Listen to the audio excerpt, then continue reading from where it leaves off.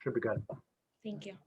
All right, so we're going to begin with some introductions. I'm Jason DeJong. I'm the Director of Pupil Personnel Services for the district. And just a little bit about my background and kind of where I've been and how I got here to Gates Chi-Li. I started out as a general education teacher in the Rochester City School District, where I taught grades 3 through 6 for about 7 years.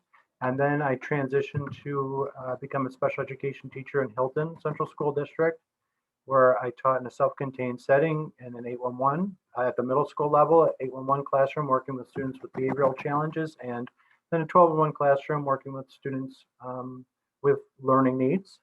From there, I was an assistant principal, worked as an assistant principal for a few years, and then I joined the team at BOCES, where I was the director of PPS for Wheeling Chi-Li and also shared the responsibility of coordinating all of their ENL services for BOCES during that time. But my time at BOCES really taught me, although I liked my time there, it taught me that I really wanted a home. I wanted a place, one place where I could be and get to know the staff and students and families. And so when the opportunity came up to come here, I jumped at it, applied, and was a successful candidate. And as of the end of February, this will be my 4th year. So I'll be here. I've been here for 4 years doing this job. So the time's really flown by. So with that, I will pass it over to Erin Eugene, our coordinator of early education.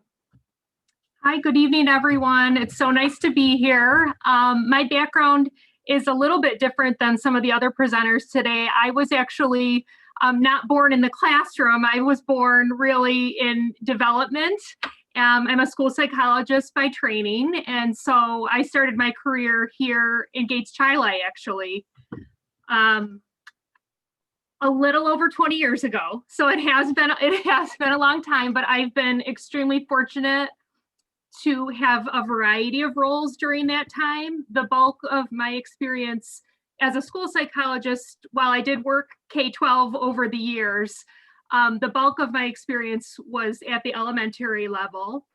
When I transitioned into administration, I first worked with our private schools, our parentally placed population, when that regulation first came on board. And at that time, I was beginning my own family and juggling those pieces, professionally and personally. And a few years back, we were fortunate enough to write a grant to begin a UPK program. So I did step away from pupil services for 3 or 4 years to really get that program up and running.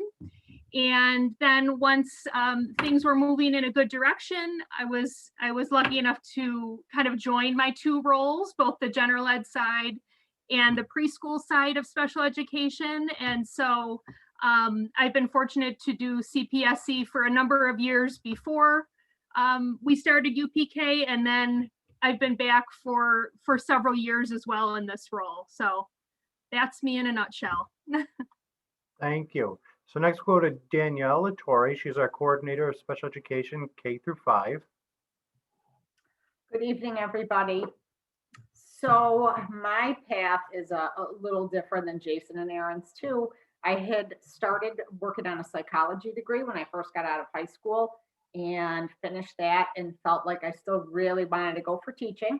So I went, received my teaching certification, and while I was doing that, I was a 1-to-1 aide at BOCES, several district-based classrooms, Creekside programs. So while I did that, I worked through school and was certified in special education and elementary ed, and pretty quickly went into the preschool field.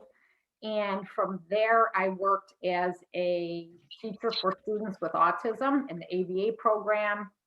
I was the evaluation team coordinator, and for a while I met with a lot of the chair people around the county. Erin was one of them.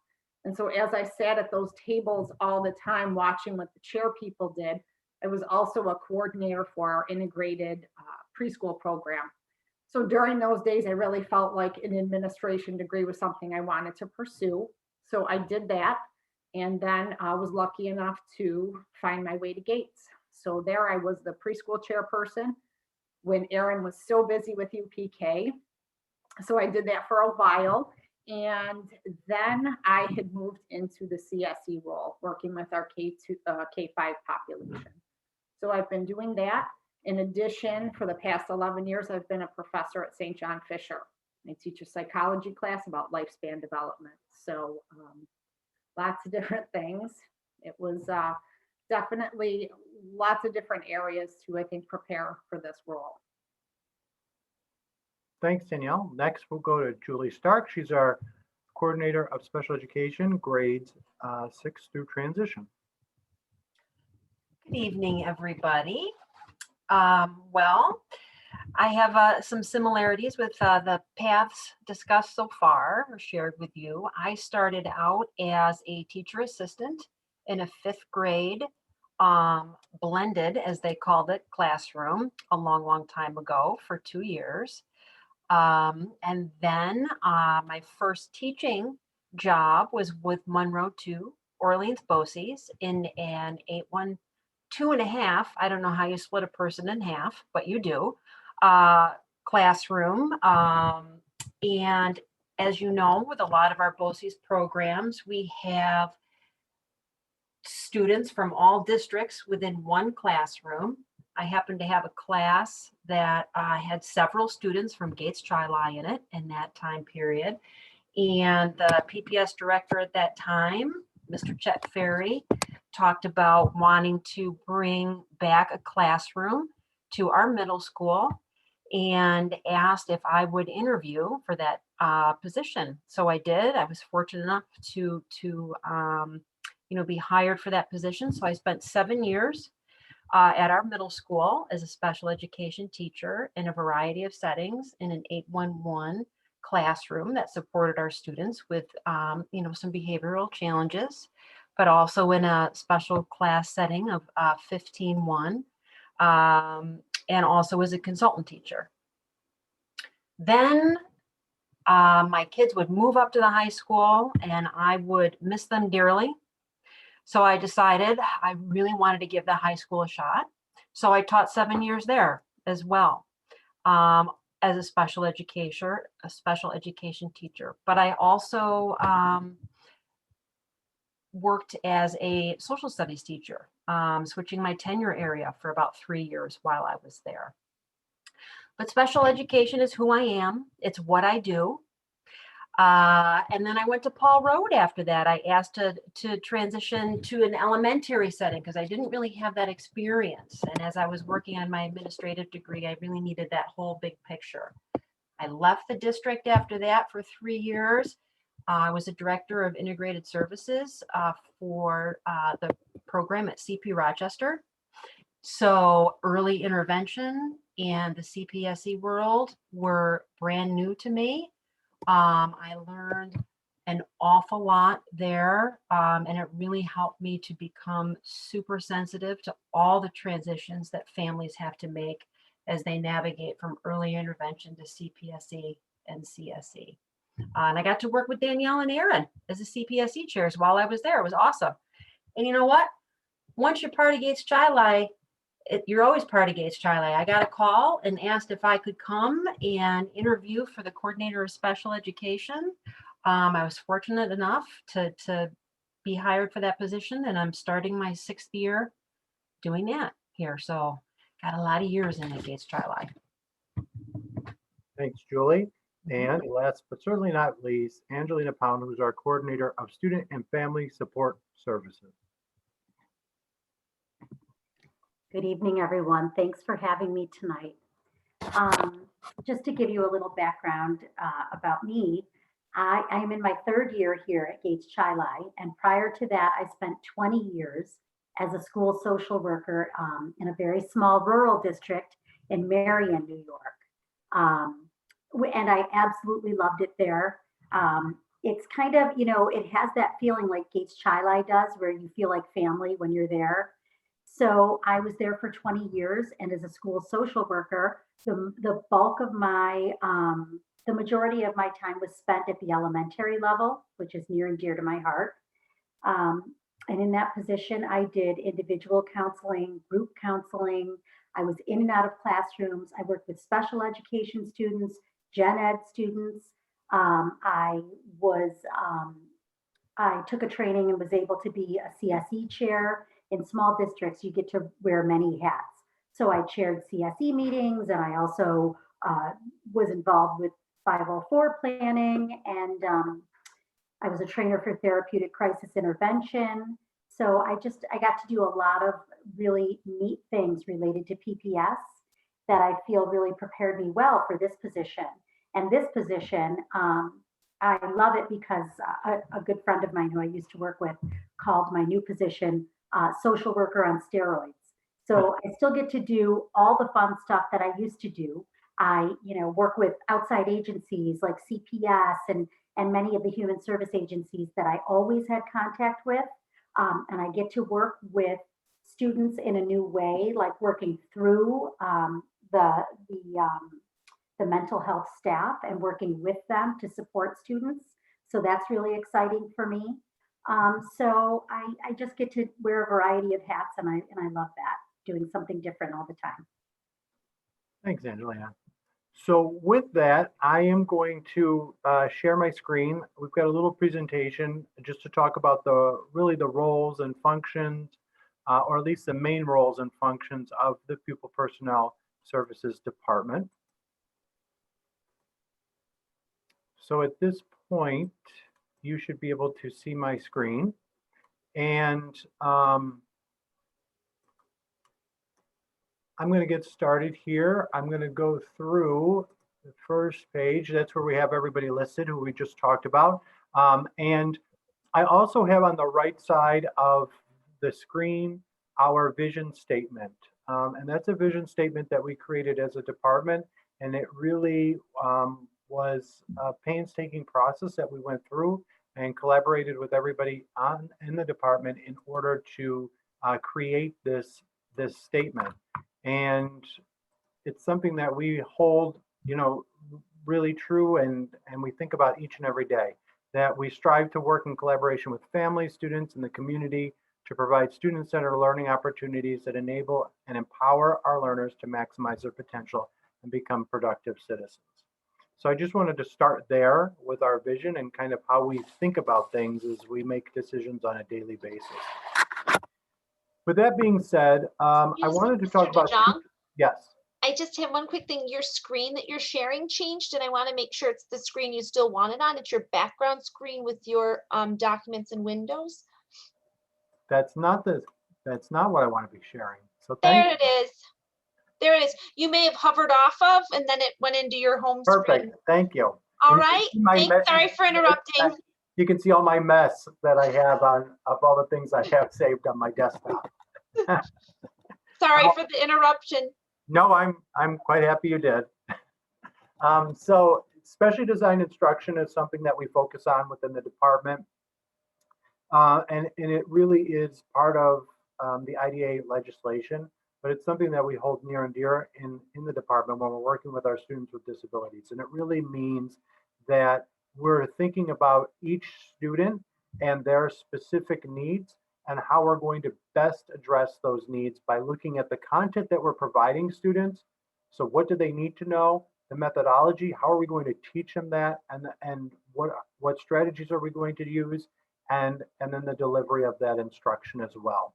So it really means creating a tailored and unique learning experience for all of our students with disabilities. The other thing that we, and this has been a focus for us and a focus for me since I've come here, is really working with staff on specially designed instruction, and also our ability to progress monitor students.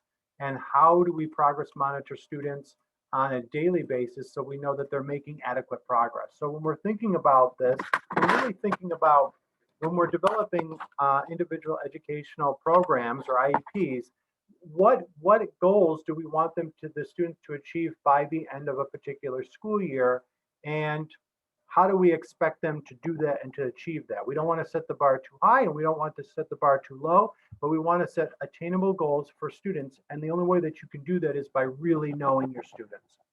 And then also progress monitoring. So I ask staff to think about, how are you going to measure progress that students are making? How often are you going to do that? what time frame for the criteria, and how are you going to determine if they've met their goal? What we want to make sure happens is that students are meeting their goals at the end of the year that are set at annual reviews. If they're not, then those goals were probably too lofty. And if they've met it by January, then the goal was not, challenging enough. So how do we make sure that the goals are challenging enough for students that we want them to focus on? But in addition to that, the importance of that data collection piece. So the staff that's here will know that, something that I've talked about over and over again is the importance of collecting data, analyzing that data, and then having that inform our process in the way that we instruct students on an ongoing basis. So I wanted to start there because those have been two major areas of focus for us. And then I want to get into the continuum of services and provide you with an idea of what the continuum of services that we offer here in the district are. So this is a general overview of the continuum of services, but I will get into more depth and detail in the next few slides. But basically at the elementary level, we have integrated co-taught classrooms. We have 12-on-1 special class settings, 6-on-1 special class settings. And then at the secondary level, we offer consultant teacher, resource room, 15-1 at the high school. We have a 15-1 CAS class, which I'll talk about later. 12-on-1 special class and 8-on-1 special class, but I'm going to get into those now. So this is our makeup for the district for our elementary services and the continuum that we offer. What I noticed when I came here 4 years ago is that this didn't look, I feel like this looks pretty clean with the way that services are delivered within the buildings. Meaning that Neil Armstrong, a Gates school, is primarily responsible for providing integrated co-taught services. Florence Brasser, a Chili school, is providing primarily ICT service, integrated co-taught services. Walt Disney houses our 611 program, which services students on the autism spectrum. And then Paul Road has become the home for our 1211 program, who are, is for students who need a little extra support in a smaller class setting to meet their learning needs. When I came here, this would have looked completely randomized. First of all, there would have been no 611 on here, but it would have looked completely randomized. There would be some 12-on-1 classrooms in one school, some ICTs in some other schools, and oftentimes kids had to jump from school to school by year. And I said, when I began, I said, it doesn't make sense that our neediest population is the one that is moving from school to school. My vision was that, if we're saying that a student needs to change schools because they need to participate in a specific program, that should become their home school so that they can spend their K-5 career in that school rather than jumping from school to school.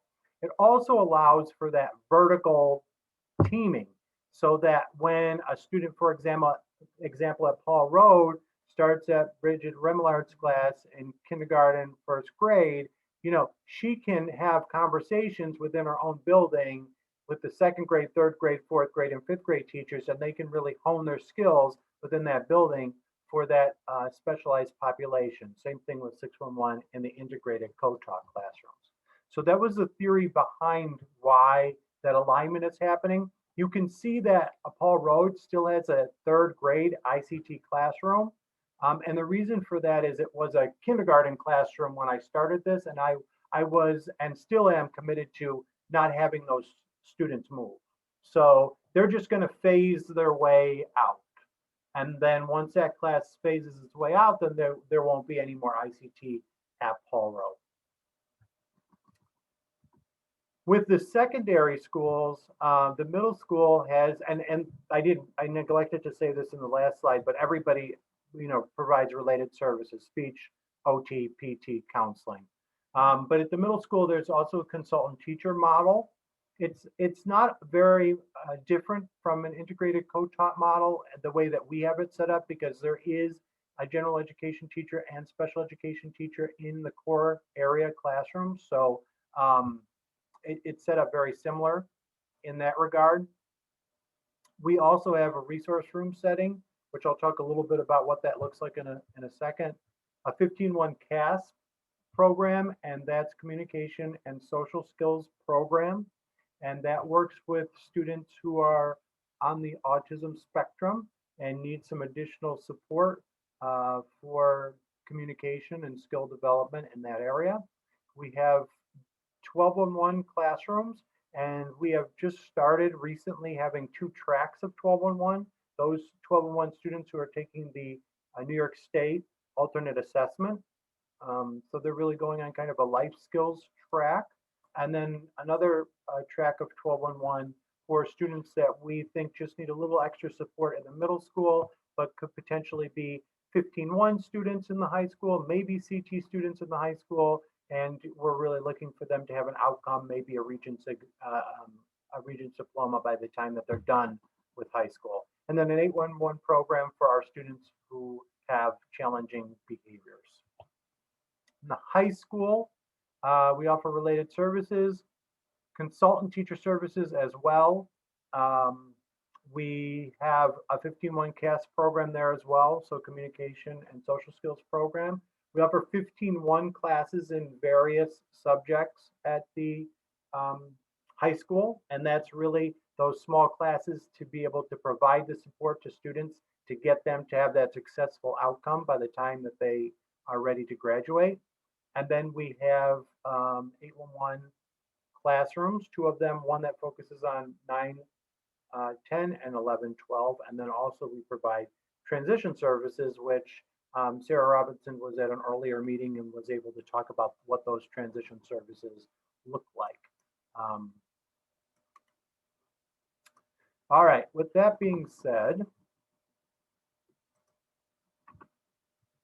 I want to talk about the different roles that we have within the district and what they are. So when I was talking about CT, I'm really talking about consultant teacher services and what their roles and responsibilities are. A consultant teacher really acts as a case manager for students. So they have a certain caseload of students, and they're obviously usually working with those students in the classroom, but they're the ones that are primarily responsible for monitoring their goals and making sure that they're making success. So they're providing direct and indirect services. So the direct services would be directly to those students, and the indirect services would be to provide gen ed teachers with supports and strategies to help students in the classroom.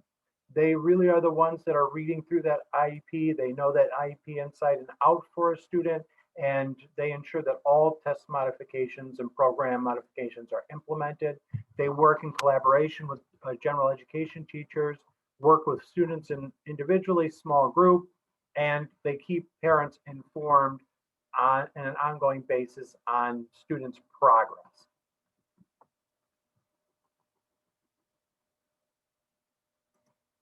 So the resource room program.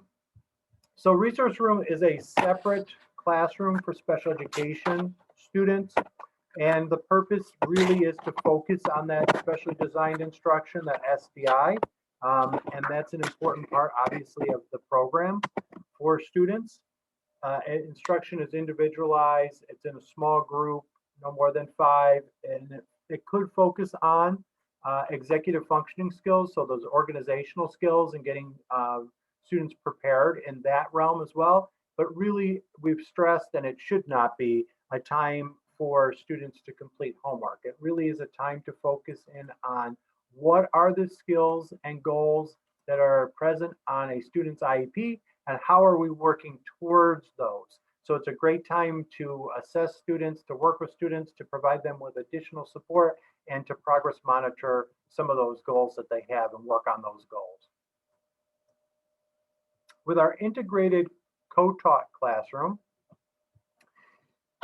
we believe strongly in this model at the elementary level, especially because you kind of get the best of both worlds for students.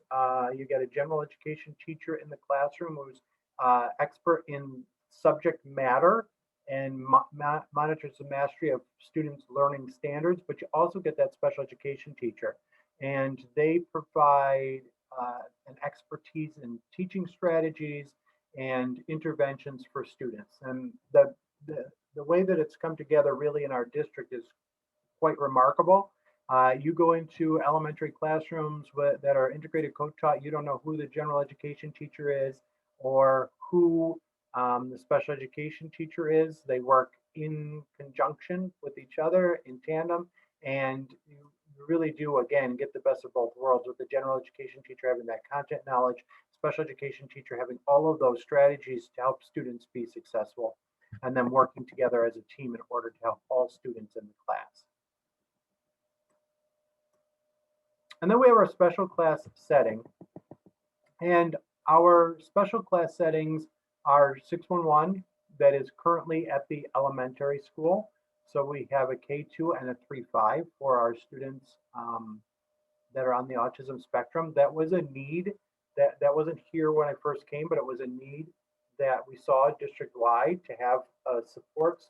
We had a lot of students who were on the autism spectrum that were placed in outside placements, and I really felt like we had enough to develop the program and bring those students back. And I think our philosophy and I think the philosophy of the department, and especially the administrators that are here with me today, is that we can best serve our students in our own district. So to the greatest extent possible, we keep students here in the district. So that's really a goal that we all have, is how can we keep students here, number one, and how can we get students back to the greatest extent possible.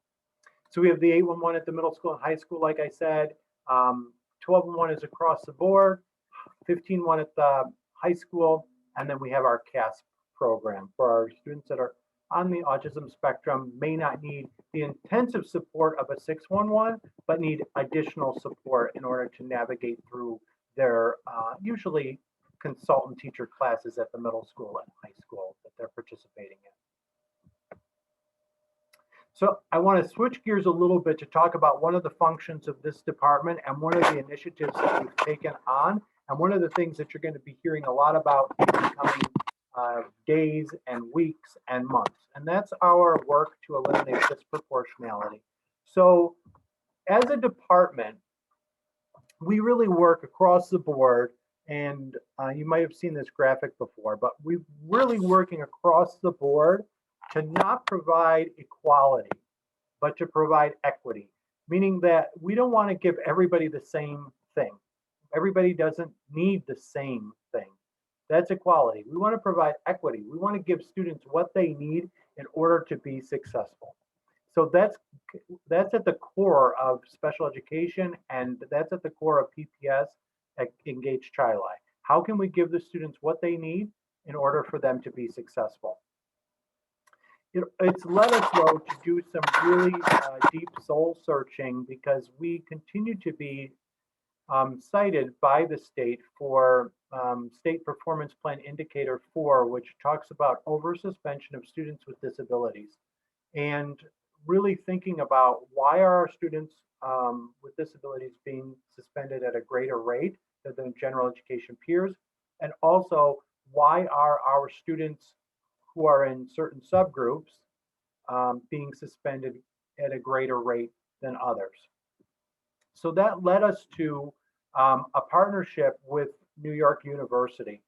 And this was kind of the evolution of our work with New York University. In 2017-18, there was a New York University came to do a presentation at BOCES 1, and they talked about alternatives to suspension through a culturally responsive lens. And it was Julie and myself and Danielle. We went. It was good. It was informative, but we felt like, you know, we are knowledgeable about this stuff. Like, we're not the right audience for this information.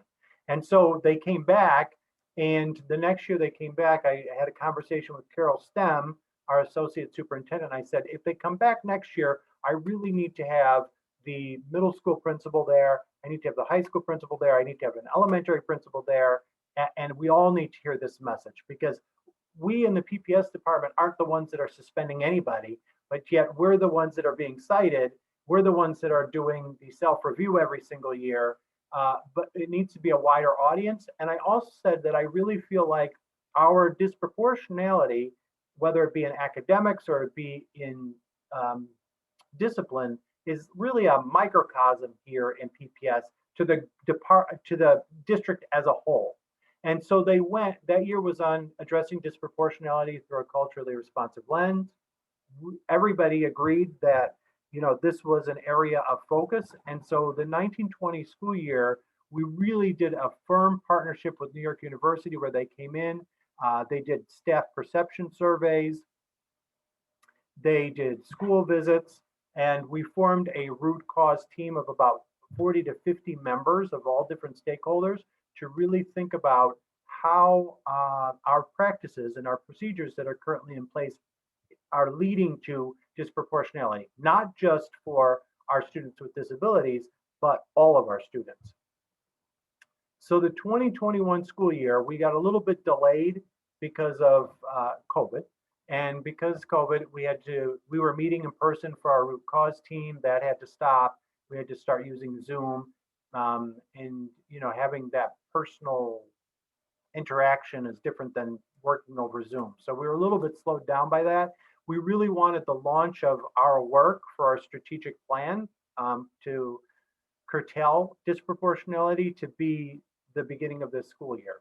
But with the uncertainty of the beginning of the school year and how all of that was going to go, a lot of things had to be put on the back burner. But we're at a place now where the strategic plan has been developed and we're really ready to do a launch of that strategic plan. And that will be occurring soon for the district as a whole. And also the community will be informed about the strategic plan. I just wanted to go over what those focus areas are so that people are knowledgeable about what we're going to be focusing on, because it does impact our department greatly, and we've played a huge role in this, and it's important work, and it's work that you as parents are going to be able to become involved in the coming months and years. So the root cause team identified these 5 areas as areas of focus that we need to work on over the next 3 to 5 years, because that's how long our strategic plan will take. Then we'll revamp, we'll see where we're at, and we'll move on from there. So first one is multi-tiered system of supports. That's really talking about, we talk a lot about students having academic needs and what are their academic needs and how are we going to solve those issues. And we talk a lot about students and their behavioral needs and what we're going to do to solve those problems, but we don't, and they're usually in silos, and we don't often talk about them together and really thinking about, you know, sometimes when students have academic concerns, they lead to behavioral concerns. And sometimes when students have behavioral concerns, they lead to academic concerns. So we can't just talk about academics on one side and behaviors on the other side. We need to talk about them together, how they intersect and how they are, you know, how we can create interventions that are going to assist with both. The next one is restorative practices. So again, this goes to that suspension piece. Now, suspension is, we're never saying that suspension is not going to be used. I could never say that. But I would also be foolish to say that when a student is suspended for 5 days or however long, that they come back and all of a sudden they've learned their lesson and they start to act fine. That doesn't happen. So we need to really think about, and how do they come back and what relationships have been broken by that suspension and what happened as a result of their discipline or the action that happened that caused the suspension.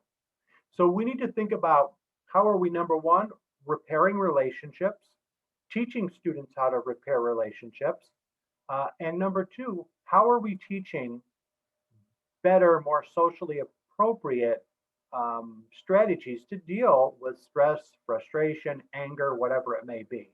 So that needs to not only become a part of our culture, but it also needs to become part of our code of conduct, which we're going to start diving into as a district as well, to see how we can get restorative practices woven into the code of conduct. Teaching and learning is about, we have a very diverse student population. And when we're thinking about teaching and learning, what we're teaching representative of the students that we have in front of us? We need to do a deep dive into the curriculum to see if that's the case. And if not, how can we make our teaching practices more diverse. Our data systems, what we found out through the root cause team was that some of our data that we had collected relative to discipline wasn't correct. And so that led us to dig down a little bit deeper. And really, in order for all of these other areas to work appropriately and for us to gauge our level of success, we need to make sure that we're collecting the right data, and we have systems in order to do that. And then the last one is hiring and recruiting. And again, that goes back to we have a very diverse student population, and we have our staff is not diverse. And so how are we going to try to diversify our staff so that students that are here in the district have staff members that look like them and that they can better relate to. So all of those things are part of our strategic plan that we'll be working on over the next 3 to 5 years. And again, there's going to be opportunities, lots of opportunities for community members to become involved in this work.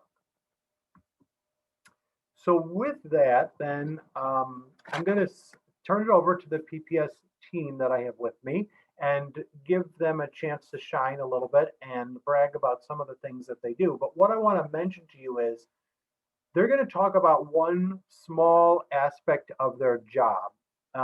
And really, I would need, or we would need to have a whole meeting to just talk about what Erin does, or Angelina, or Julie, or Danielle. So I've asked them to give a very brief snippet of one small aspect of their job so that you can be a little bit more informed about what they do on a daily basis. And then I want, hopefully, you're going to put in perspective, if this is one small part of their job, you can see the enormity of the work that they do on a daily basis. So with that, I'm going to turn it over to Erin. Okay, great. Thanks, Jason.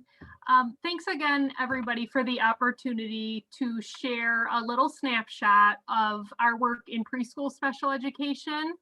I always say anytime that I get to talk about early childhood topics with people is a good time and a happy time for me. So I'm really happy to be here tonight. Birth to 5, those years are some of the most fascinating years of development and also period of very rapid development.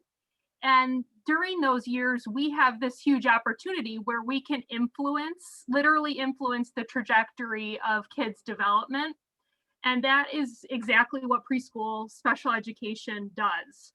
I see some current and former preschool parents in the group tonight, and they, I think, would agree that this system is a very responsive one, and it's one that yields results. So it's really a pleasure to work with our preschool families and providers. You can see on our slide that we serve children from just before their 3rd birthdays through kindergarten entry.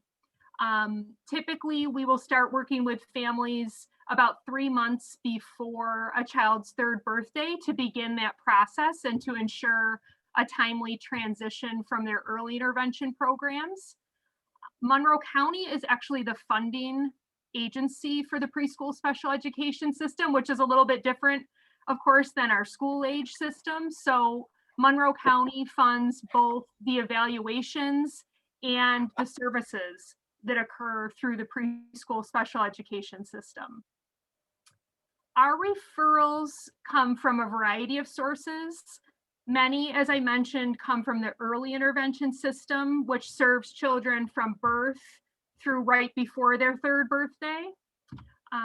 We also get many referrals from parents, of course, from private preschools, childcare centers, daycares in our area. We're lucky to have a district UPK program, which is an opportunity for us to identify potential needs, and that way we can intervene early. And we also get referrals from time to time from pediatricians and other medical professionals. We partner with 16 agencies as well as multiple independent providers for evaluations and for service provision. And one thing, I meet with my colleagues, my counterparts across the county every month, and I would say that Gates Child enjoys strong relationships with our agency partners. We pride ourselves on that. It's key because with strong relationships, it allows us to make sure that we have evaluations that are timely and thorough, and it makes sure that we can access the highest quality services for our families. So our, kudos to our agency partners and all the independent providers out there. We also have a continuum of services. You just heard Mr. DeJong share the continuum from the school age realm. This continuum is available to preschool students who are eligible during their preschool years. We have some students who attend special classes. That setting provides a very high level of support, generally for more complex needs. We also have students who attend integrated classrooms. Those are also supportive environments. They include preschoolers with IEPs and those without. And we are fortunate, similar to the model Mr. DeJong shared, we're fortunate in that we do have an integrated preschool classroom that we host right here at Neil Armstrong. BOCES is our partner in that effort. And this is important because when you're the parent of a preschool student who may need that level of support, the opportunity perhaps to have that support closer to home without, traveling as far is an important one that we want to be able to offer our families. We have students who receive what are called SEIT services, which is a special education itinerant teacher. And that simply means it's a teacher that can travel to the child. So they might visit and spend time with a child at a daycare, at a private preschool. And generally that service focuses on social emotional development, cognitive development, sometimes behavioral development. Lastly, the vast majority of our students in the preschool system receive related services only.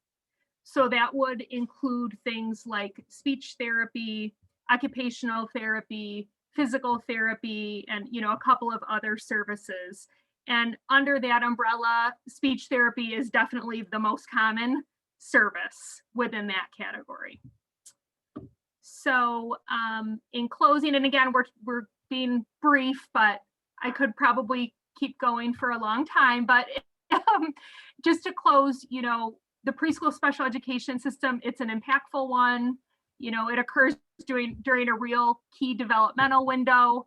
And we're very proud to work with our families, to work with our partners throughout this community in Monroe County, and to lay a solid groundwork for the transition to kindergarten. And with that, I believe we are turning it over to Danielle. Yep. Okay, hello everybody.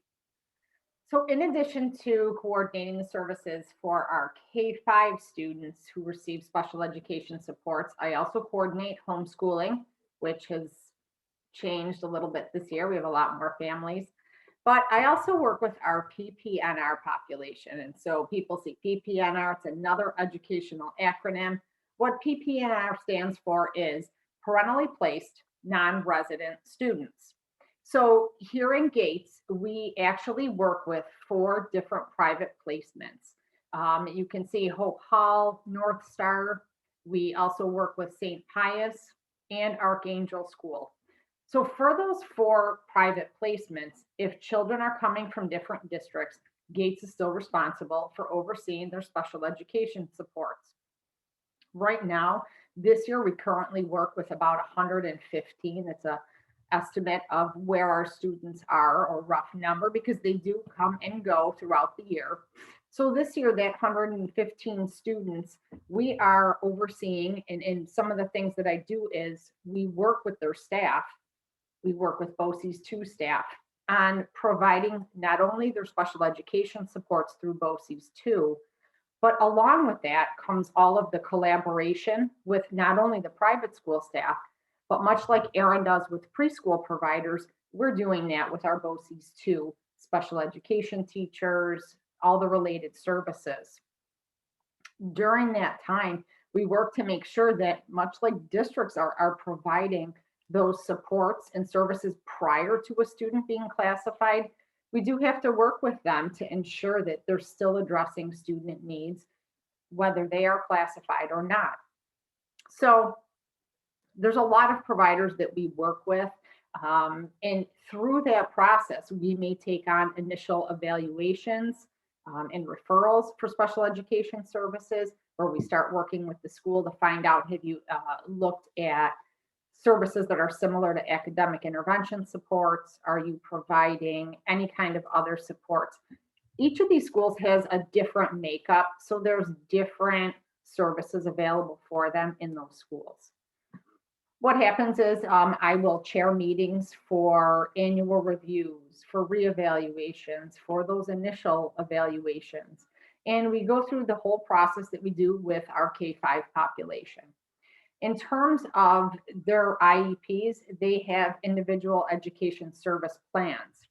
So we have to follow those. They are legal documents, just like we have with our IEPs for our in-district students. So we make sure that those IESPs are being followed. We support the staff.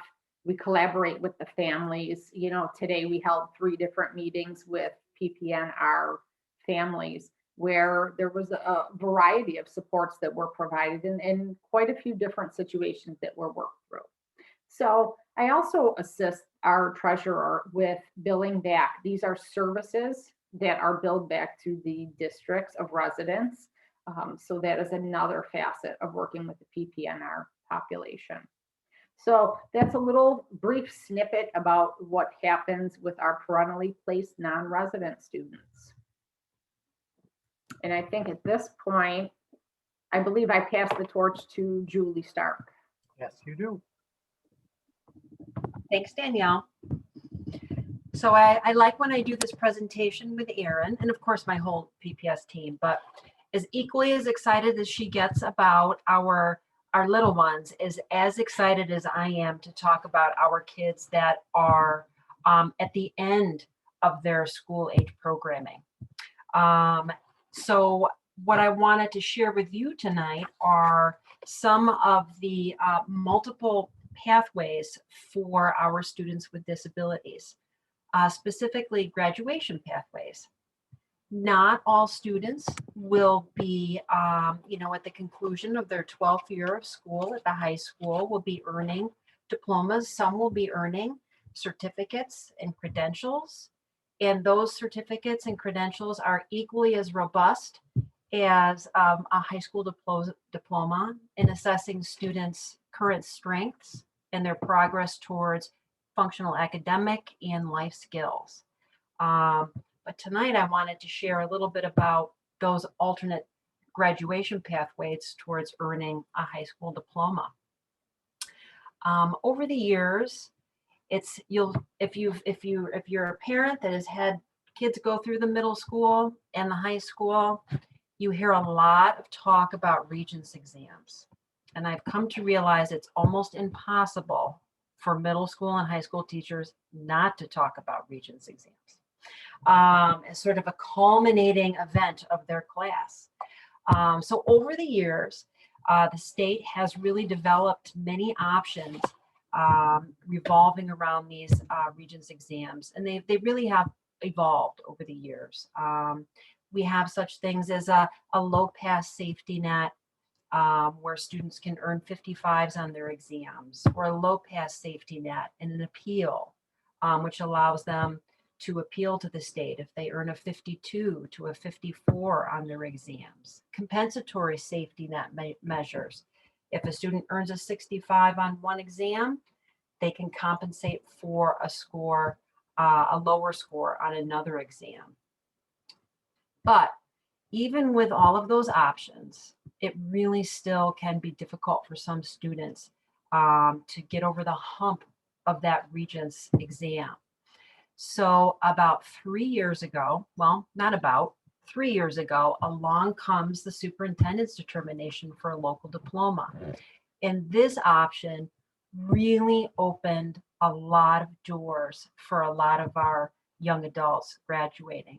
Because what this allows students to do is to showcase their strengths in the areas of vocational and employability skills in order to meet those graduation requirements.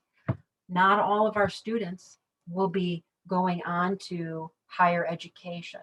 Many of our students will be entering the workforce right away after high school. This is a particular favorite area of mine too, because that is where I find myself with my son, who is a senior this year. We'll be going right into that workforce. So the vocational opportunity has been significant for him. As students work on what is called the CDOS credential, Career Development and Occupational Studies credential, they are really measuring performance indicators in career development. Some of those indicators are foundational skills, looking at career majors, integrated learning opportunities. They have to acquire a certain number of hours, 216 to be exact.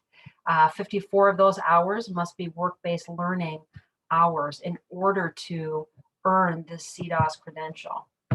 This CDOS credential can essentially substitute for those Regents exams if students don't pass them. And it allows them to graduate with a local diploma. So the number that I have up here to share with you was from June 2020. We had 5 students that were able to utilize this and earn a diploma. Before that, June of 2019, we had another 5. And in June 2018, we had 4. So that's 14 kids that otherwise might have been lost without a pathway to graduate with a diploma, that they got to exemplify and show their work skills and get hands-on learning that allowed them to earn that diploma. And, you know, those conversations really start to take place in the middle school. So starting, and I know a lot of you have met Sarah Robinson already. She works with our teachers at the middle school to start to have conversations and work on those level 1 vocational assessments. And that really is a conversation with a student that's documented. It's about self-knowledge, top areas of interest professionally, academically, work preferences that they have, what their strengths are, their abilities, their areas of need, careers they'd like to explore. They do some self-assessment of their skills. So they're starting to have those conversations. And we really start paying even closer attention to kids after 9th grade and certainly after 10th grade. Once they've had, you know, an opportunity to take sometimes up to 5 exams by the time they are sophomores. So at that point, these students, it's so exciting because the number that I have, those 5 kids, prior to everything hitting the skids in March and we had to close down, those kids had already earned collectively 550 hours of work-based learning. And we got super creative. I worked with Sarah Robinson very closely to figure out how these kids could accrue these hours. And they can earn them at WMOCO and their career and tech ed programs.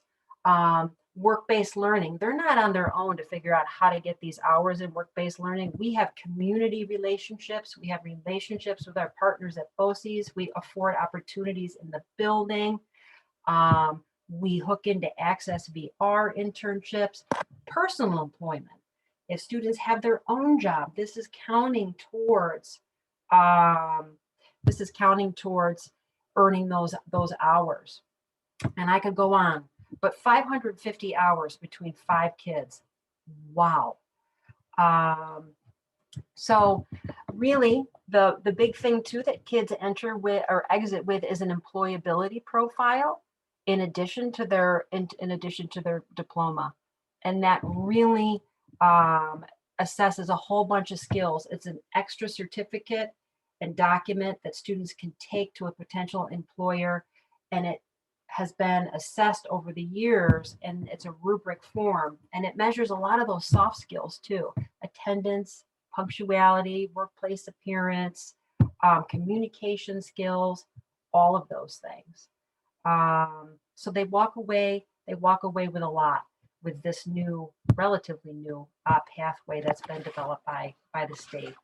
And just so I want to close also by stating that Sarah and I meet with every single counselor at the high school over the summer to discuss every single student with a disability that has an IEP, to ensure that their schedule allows for them to have these opportunities built into their schedule if this is their determined pathway. All right, so thank you. Now I'm going to turn that over to Angelina. Thank you, Julie. As the coordinator of Student and Family Support Services, one of my responsibilities is to lead the district's resiliency initiative. So when I say resiliency, you think of the ability to bounce back when bad things happen. And we want our students, all of our students at Gates Chili, to be resilient, especially with the way the world is today. We need our students to possess those skills. We follow the work of Dr. Ken Ginsberg, who's a renowned pediatrician out of Philadelphia, and he wrote the book Reaching Teens. And it's actually not just for teens, it's really for all children. So we utilize his work. We have a district team that is made up of members from each building, and those members really act as our information sharing liaisons. They go back to their buildings and they ensure that the best practices with regard to social emotional learning are happening. And those include things like community building circles, mindfulness, trauma-informed teaching, because we all know that trauma impacts the brain. And we want to make sure that we provide predictability and routines and structure, because that's not only good for students who have been through trauma, but we know that it's good for all of our students. So our district team works in collaboration with the Monroe County Resiliency Learning Collaborative. That group is made up of other districts, as well as community mental health agencies and the Trauma, Illness, and Grief Consortium for the county. And we really work to infuse those best practices with regard to resiliency in our districts. This year, for the past few years, we've provided staff development opportunities for all staff in the areas of resiliency, trauma, and the ACEs. ACEs are adverse childhood experiences, as well as strength-based ways to return to school. We offered that in the fall. Culturally responsive, sustaining education. This is all intertwined. This is all about best practices and what's good for students. So we provide opportunities for our staff to connect through community building circles. We want our staff to be able to share, particularly, we started this during the closure and we've continued this. Our staff need the opportunity to share with one another and connect when they often feel disconnected from school. And we're hoping and we are expecting that they're utilizing these community circles in their own classrooms to help form relationships, because we know relationships are really at the heart of everything we do. We have developed student and staff surveys so that we can understand how to best meet social emotional needs of staff, of students, of families, not only upon return to school, but we did the surveys in November. We'll do another survey next week, actually, for staff and for families to see how they're doing, to see what we can do to best support them. So resiliency is really about building those skills in our students, in our families, and our staff in order to be able to bounce back from trauma or just any kind of adverse experience. And that's one piece of what I do, the Resiliency Initiative. So I'll turn it back to Jason. Thank you. Thank you very much. And thank you to Erin and Danielle and Julie and Angelina for talking about one, small part of what your role and responsibilities include within the district. That was greatly appreciated. So I know that we're past 8 o'clock and I'm cognizant of everybody's time, and including my own, and I'd like to get home to my own family. So with that being said, if we have some questions, we can definitely, take about 5 minutes and ask some questions. And then if you have more questions from that, if you want to filter them through the Acepto group to us, we'd be more than happy to respond to those questions as well.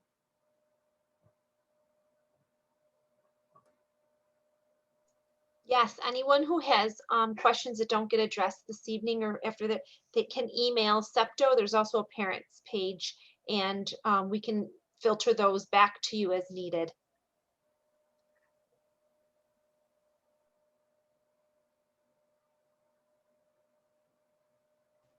How many students participate in special education engaged Chile? We hover right around 500 to 550.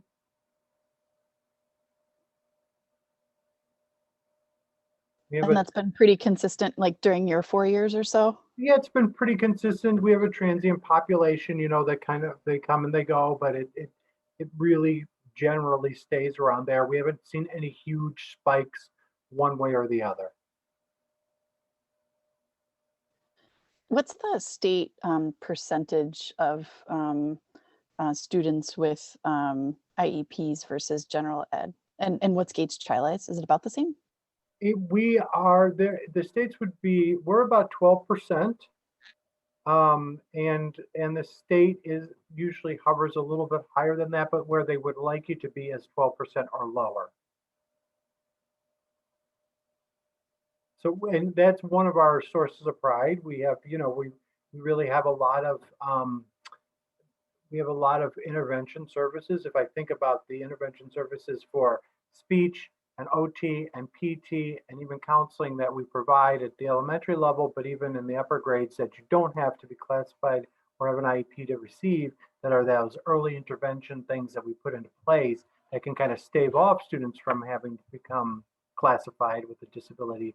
It's really helpful, and that's not the case in many districts. So I think that helps us. It helps students.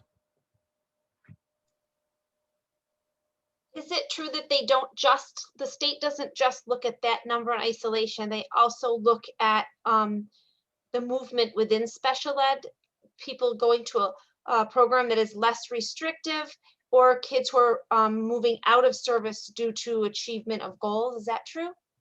Well, they definitely look at time within a general education classroom as compared to time in a special class. So you're absolutely right. They look at, are you putting students and making recommendations for students as a committee for the least restrictive environment?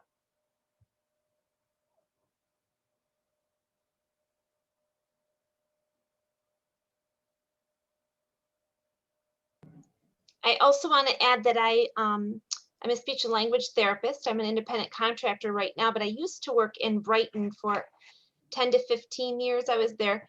And I will say, in looking at the overview of the program options, it is comparable, if not more exhaustive. So there's a wide range, wide spectrum of availability of programming here.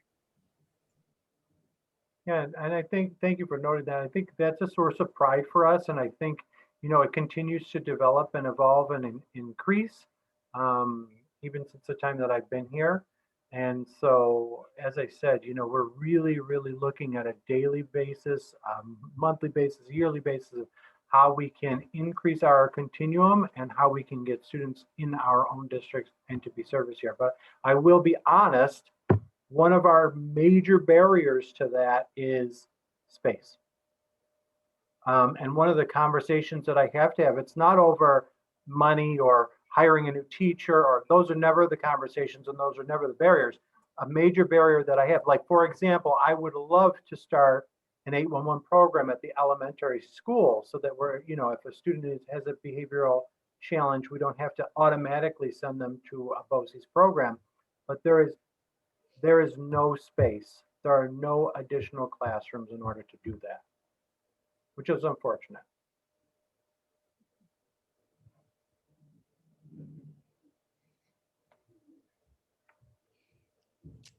Any more questions? All right. Well, thank you all. This was really, really informative, and I feel like I know a lot about our district. So thank you for your presentation. Thank you everyone for joining us. And like Heather said, we have our Facebook group. If you go on the district website, you can join our email list by finding the SEPTO page, and we will keep you updated on our future presentations. So thank you. Have a great night. Thank you, everyone. Thanks, everybody.